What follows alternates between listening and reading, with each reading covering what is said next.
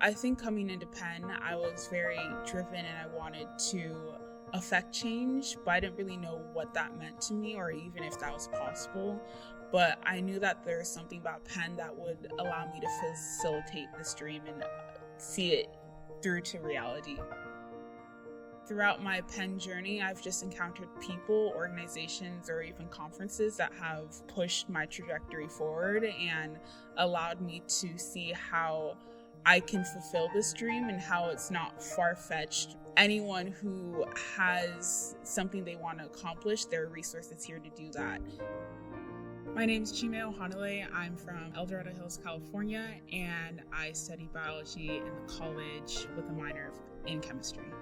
Coming to college, I was really interested in getting to know about the brain and how it affects who we are as human beings. I think for me at this time, it was important to find a major that allowed me to explore science using fundamental concepts and had a really strong foundation.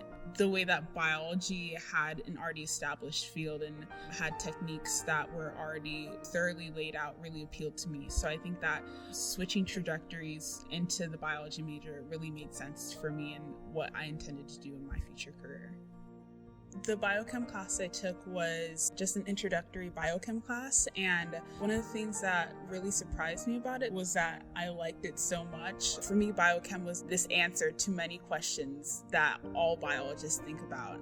It was kind of cool to see all the pieces kind of sewn together through looking at biology through the lens of chemistry and physics. This past summer, I actually did a fellowship with the American Society of Microbiology, and this was kind of a huge feat for me, mainly because I knew I wanted to do microbiology research, but to be recognized by this big organization, specifically in the field, was just an amazing opportunity.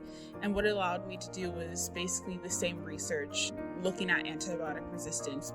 When we administer more antibiotics, we basically allow bacteria to become used to these antibiotics and therefore develop resistance. So the methods we're using are basically to cut this issue right at the neck and prevent antibiotic resistance in general rather than develop new and more effective antibiotics. This is extremely relevant now because I was just admitted to an MD-PhD program.